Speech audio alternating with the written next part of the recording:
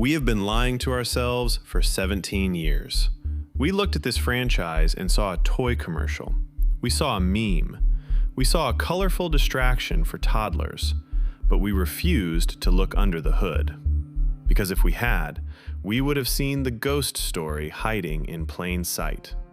We would have seen the scripts about segregation, the storyboards depicting body horror, and the existential dread that Disney tried to bury. This isn't a nostalgia trip, and it's definitely not a review. This is an autopsy of the most misunderstood universe in animation history. On June 21st of last year, a reputable film publisher released a ranked list of every Pixar film from worst to best. This list, to put it mildly, was subjective. It is baffling to see films like Brave or The Good Dinosaur ranked higher than the saga of the Piston Cup. But the placement that truly forces one to seek justice wasn't just the low ranking, it was the complete dismissal of the philosophy behind the engine. The trilogy was sitting at the very tail end of the list, forcing a search for fairness on other platforms. Rotten Tomatoes, Collider, Vulture. The lists varied, but one thing remained constant. The first film never climbed out of the bottom tier. To hell with the pathos. What upsets me most here isn't the ranking itself. It is the skepticism with which the world looks at this franchise, never even attempting to process what they are actually seeing. They refuse to understand the motives of the heroes or dive into the philosophy of the creators. They see toys. They see merchandise. They do not see the existential horror and the brilliance hidden underneath the hood. So, for the next 15 minutes, we are going to dismantle the misconception. We are going to look at the scripts that were burned, the concepts that were too dark for Disney, and the fourth installment that was leaked, confirmed, and then silenced. This is an analysis of the franchise that everyone underestimated. But first, we have to understand the machine itself. You have to ask yourself a question. Did you know that alcohol played a key role in the development of American racing? During Prohibition, bootleggers began competing in speed on the Southern Plains to outrun the law. That is the DNA of this universe. It is not about plastic eyes on a windshield, it is about outlaw culture. Fast forward to 1956. The U.S. government approves the Federal Aid Highway Act, allocating $25 billion to build interstate highways. This single document created the modern American state, but it also destroyed the soul of the country. It bypassed the small towns. It killed the romance of the road. And exactly 50 years later, a man named John Lasseter decided to tell that story using three-dimensional vehicles. But here is where the critics get it wrong. They think this is a movie about talking cars. It is not. It is a movie about ghosts. It is a movie about a world where humans have vanished, leaving behind only their mechanical servants to mimic their behavior, their architecture, and their flaws. Pixar loves the phrase, "what if?" What if a rat wanted to be a chef? What if toys were actually alive? But the question here is much more complex. What if we took the entire history of the American automotive industry and gave it a consciousness? To understand why the lost scripts of this franchise are so terrifying, you first have to appreciate the level of obsession in the original. This is what the casual viewer misses. They don't see that the lighting team didn't just animate a cartoon, they built a physics simulation. When you see the stadium in the opening race, you are looking at 60,000 individual spectators. The rendering computer had to calculate a colossal amount of light sources just to make the chrome shine correctly. They developed a specific algorithm to make the tires stick to the asphalt. They needed the audience to feel that these weren't rubber toys, but heavy, 2-ton beasts of metal capable of killing. When Lightning McQueen drifts, you aren't watching animation. You are watching a mathematical calculation of friction and inertia. This obsession with realism is the trap. It lures you in with bright colors and catchy songs like Life is a Highway, but it hides the darker reality. And that reality was almost much, much darker. Most people don't know that the original concept for this universe wasn't about a race car at all. In 1998, a script was written called The Yellow Car. It was the ugly duckling story. It featured a small electric vehicle living in a world dominated by gas-guzzling monsters. The protagonist was an outcast, rejected by society because he was different, because he didn't drink fuel. It was a story about prejudice and segregation. Lasseter scrapped it. He thought it was too thin. But the idea of an outcast didn't disappear. It mutated. It became the story of an arrogant superstar who loses everything. But here is the secret that Disney tries to bury. The writers didn't just throw away the dark ideas. They hid them in the archives. We need to talk about the script for the third movie. The one you saw in theaters was a sports drama about aging. It was safe. It was emotional. But the original draft? It was a psychological thriller. It was a body horror movie that would have traumatized an entire generation of children. In the files of the canceled production, there exists a scene that defies logic. A scene where the protagonist is not just beaten in a race, but physically stripped of his identity. We are talking about a sequence where Lightning McQueen has his engine forcibly removed. His very soul is ripped out of his chassis and replaced. He is then grafted onto a steamroller, forced to pave the roads he used to race on, while his enemy drives around wearing his body. This isn't a fan theory. This is a storyboard that exists. It reveals the terrifying truth about this universe. Biology is interchangeable. You are not your body. You are just a part that can be swapped out. And this brings us to the present day, to the leaks, to the Brazilian D23 Expo, where a single image flashed on a screen and sent the internet into a frenzy. A logo, a number 4. The media ignored it. The critics laughed it off.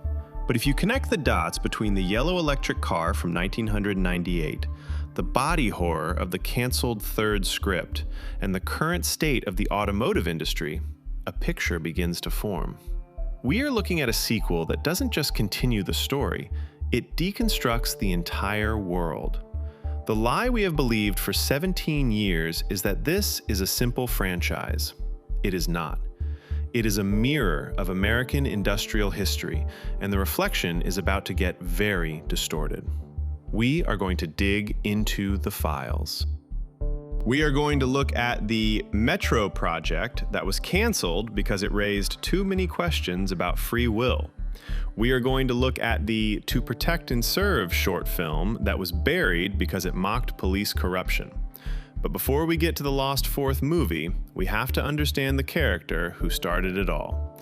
A character who is a solipsist. A character who believes the world revolves around his windshield. Lightning McQueen.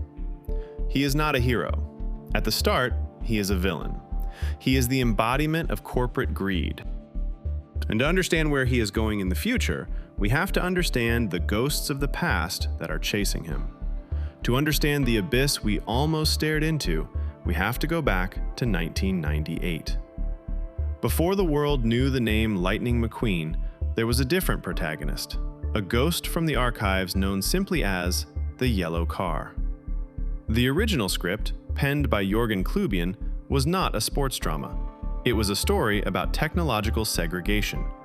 The hero was a tiny, electric, three-wheeled vehicle living in a hostile world designed for massive, gas-guzzling monsters. He was an outcast by design. The Society of Combustion Engines rejected him not because of his character, but because of his biology. He did not drink fuel. He did not roar. He was the ugly duckling of the automotive world.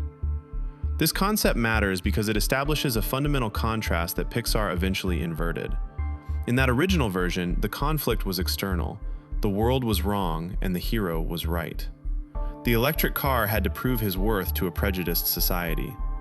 But John Lasseter looked at this draft and decided it was too thin. He realized that pity is a cheap emotion. It is easy to root for a victim. It is much harder to root for a narcissist. So they flipped the script. They replaced the innocent electric car with a red V8 predator who believes he is the center of the universe. Instead of the world rejecting the hero rejects the world. McQueen isn't isolated because he is different.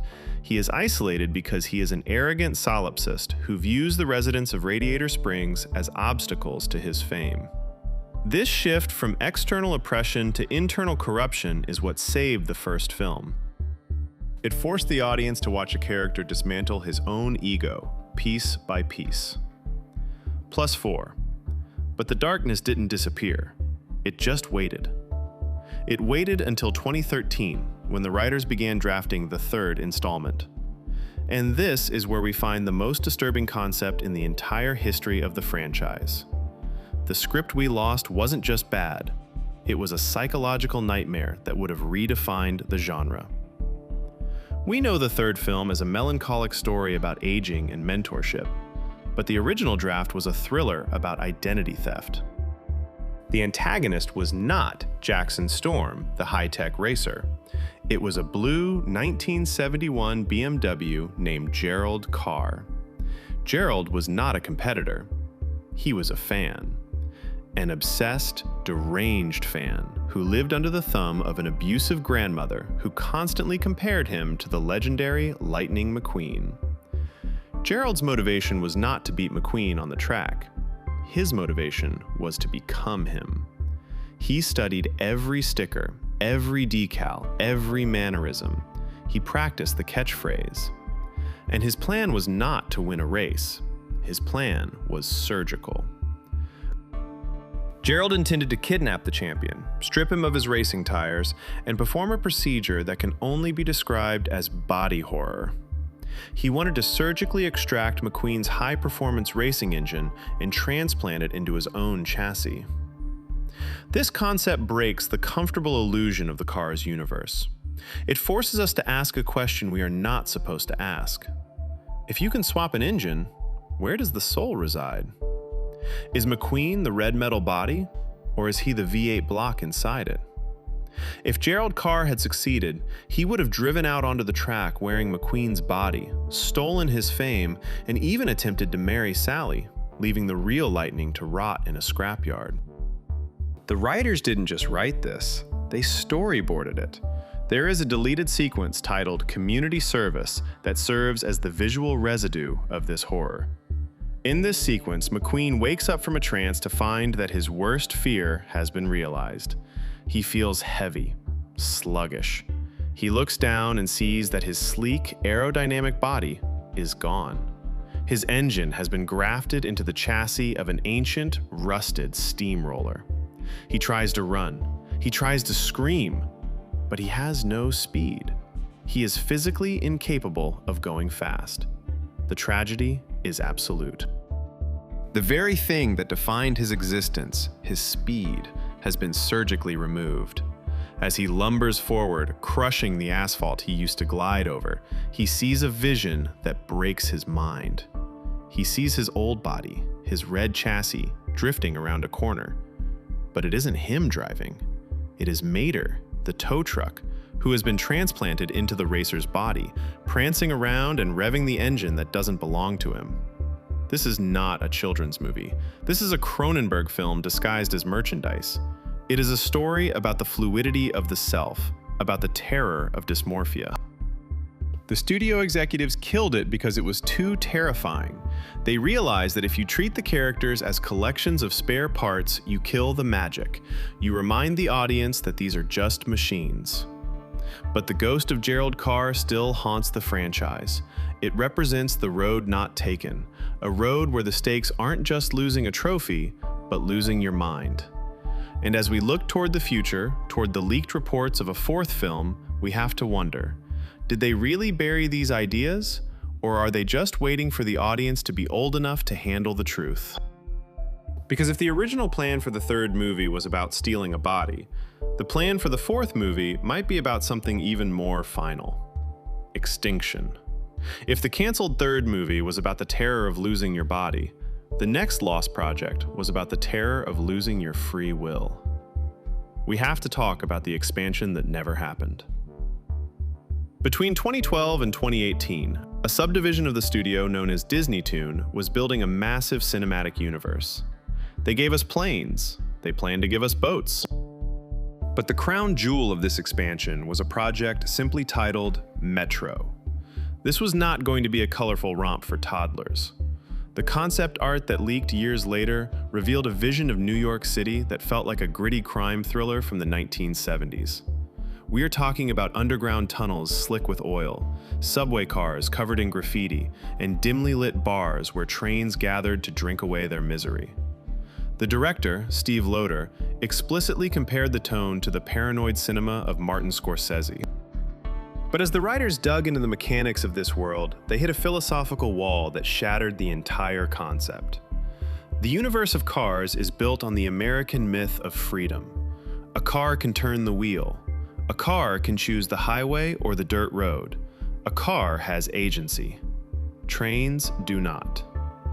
The creative team realized they were writing a story about characters who are prisoners of their own infrastructure. A train is eternally shackled to the rails. It cannot swerve. It cannot explore. It can only move forward or backward on a path laid down by someone else. This is determinism in its purest, most terrifying form. How do you write an action movie when the hero cannot leave the track? How do you create a chase scene when the route is predetermined? This existential dead end killed the project. But the research for this urban nightmare exposed an even darker secret about the city streets. Fans began to notice what was missing. In a world populated by cars, trucks, and planes, where are the motorcycles? Where are the scooters? The answer might be hidden in a background detail of the third film that most people missed. On the wall of a bar, displayed like a hunting trophy, are the handlebars of a motorcycle. It hangs there like the antlers of a deer. This subtle piece of set design implies a history of violence that the movies refuse to discuss. It suggests that, in this world of heavy metal giants, the smaller, two-wheeled organisms were not just ignored, they were exterminated. While the studio was struggling with the existential dread of the Metro project, they were also quietly suppressing a political satire closer to home. We need to talk about the lost short film titled To Protect and Serve. Scheduled for release in 2015, this short was intended to be a comedic interlude in Radiator Springs. The premise was simple. The sheriff, the weary guardian of the town, is forced to take a mandatory vacation. To fill the void, two new deputies are sent in from the big city. Their names are DD5 and Mike 7. But what started as a comedy quickly morphed into a biting critique of the police state. As soon as the sheriff leaves, the new deputies begin to dismantle the social fabric of the town. They don't protect the citizens, they suffocate them. They wrap the entire town in police tape. They establish checkpoints. They criminalize the mundane behavior of the residents. The script depicted a transition from a sleepy, community-led town to a bureaucratic nightmare governed by fear and arbitrary rules. It was a reflection of the real-world tension between authority and liberty. And just like the body horror of the third script, this was deemed too sharp for the brand. The project was quietly canceled, buried in the archives alongside the yellow electric car and the graffiti-covered subway trains. These cancellations tell us something important. They tell us that the creators of this franchise were constantly pushing against the boundaries of what a corporate product is allowed to say. They wanted to talk about determinism. They wanted to talk about police overreach. They wanted to talk about the horror of replacing your own body parts. But the corporate machine demanded safety. It demanded toy sales. So they compromised. They took the road trip concept from the leaked production notes, removed the politics, and gave us a streaming series. They took the Dark City aesthetic and repurposed it for other shows. However, you cannot kill an idea once it has been formed. The leaks from the Brazilian Expo proved that the engine is still running. And if the rumors are true, the fourth film is not going to be about racing. It is going to be about the one thing Lightning McQueen has been running from his entire life: irrelevance. And this time, there might not be a finish line. We have navigated through the graveyard of canceled horrors, from the body-swapping nightmares to the deterministic prisons of the subway. But while the writers were fighting existential battles in the dark, the marketing machine was leaking the future in plain sight. You have to understand that in this industry, the toys are the profits. Long before a script is finalized, the molds for the die-cast models are being cut in a factory. And in 2016, the plastic spies revealed a secret that the studio was trying to keep. Photographs emerged from the production line showing the main cast, Sally and Ramon, outfitted with strange modifications. They had trailer hitches bolted to their frames.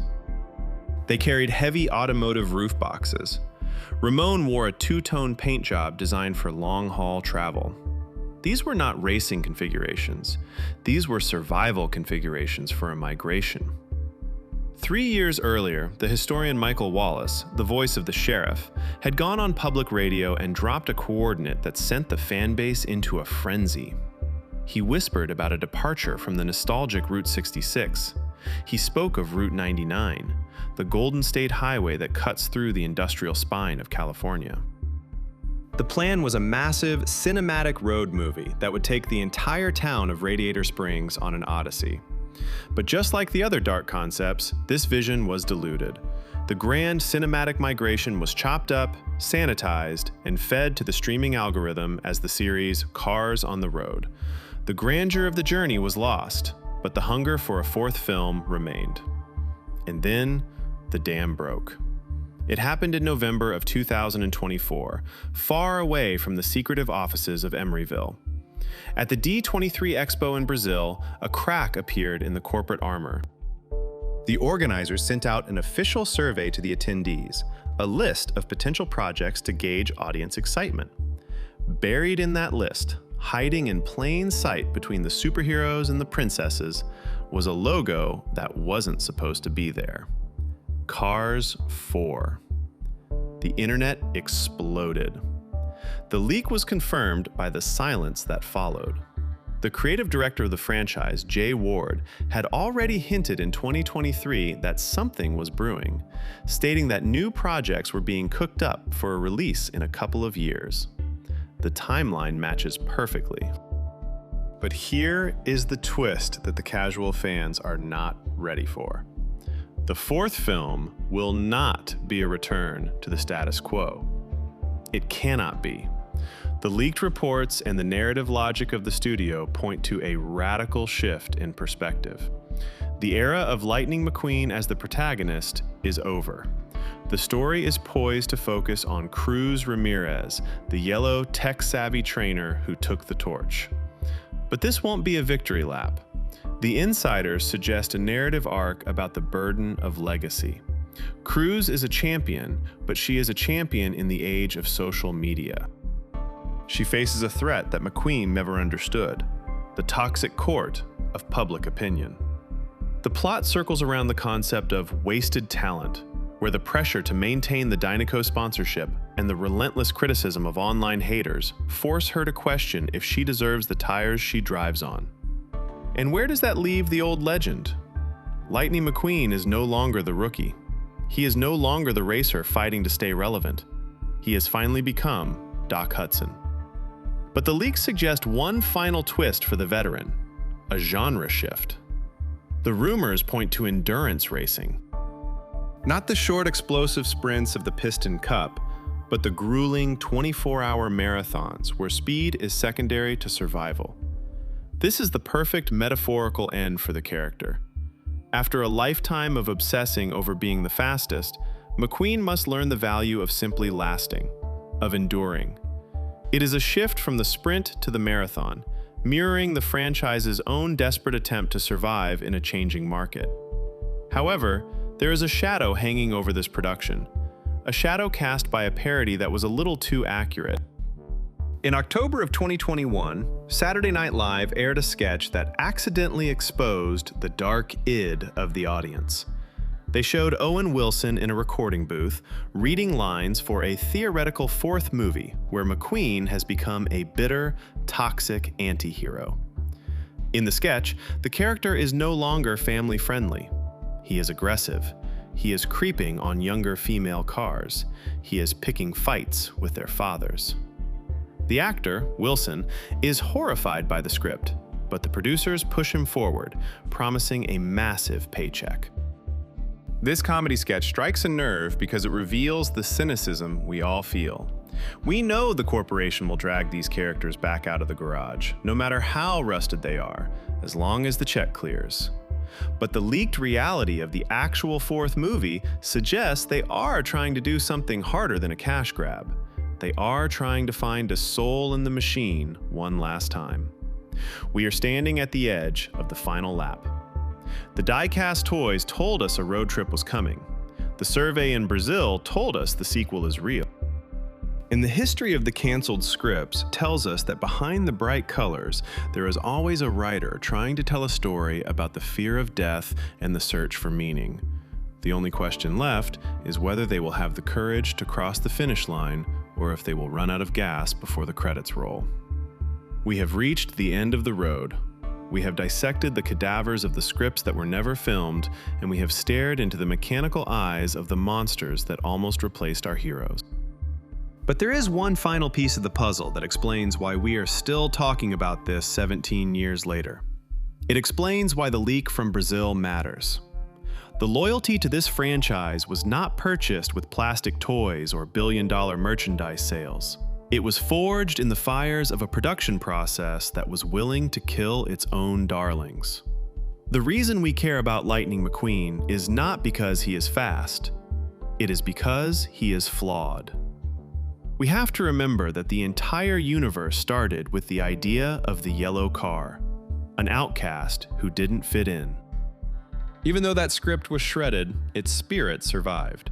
It mutated into the story of a red race car who had everything but possessed nothing. The writers understood that for the audience to connect with 2 tons of cold metal, they had to break the machine down. They had to strip away the sponsorship, the ego, and the speed until only the character remained. +4.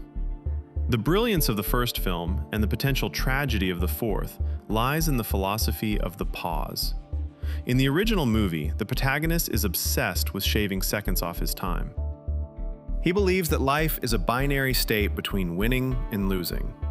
But the town of Radiator Springs teaches him the opposite. It teaches him that the beauty of the world is invisible at high speeds. You can only see the truth when you slow down. This is the lesson that the studio itself seems to have forgotten and then remembered. The cancellation of the horrific body-swapping script and the deterministic nightmare of the subway proves that there are lines they will not cross. They realize that if you remove the soul from the car, you are left with nothing but a product. And a product cannot be loved, it can only be consumed. If the reports from the D23 Expo are true, and the engines are indeed starting up for a 4th installment, the creators face a challenge greater than any Piston Cup. They have to prove that this universe still has a story worth telling. They have to prove that the transition from gasoline to electric, from the rookie to the mentor, and from the sprint to the endurance race is not just a marketing strategy.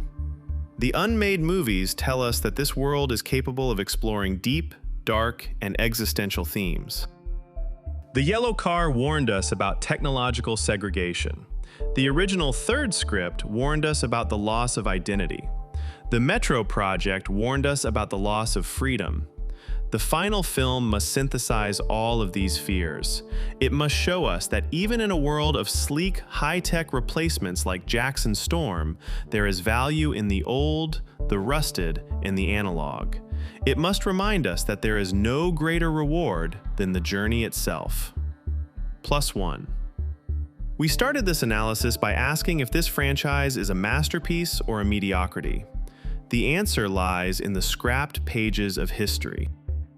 It is a masterpiece not because of what was put on the screen, but because of the philosophical battles that were fought to get it there. The lie we believed for 17 years is that this was just a movie about cars. It was never about cars. It was about us. It was about our fear of becoming obsolete. And if you want to understand exactly how deep that deception goes, and how the very first movie tricked us all, you need to watch the previous investigation titled "The Lie We Believed for 17 Years." That is where the real truth begins.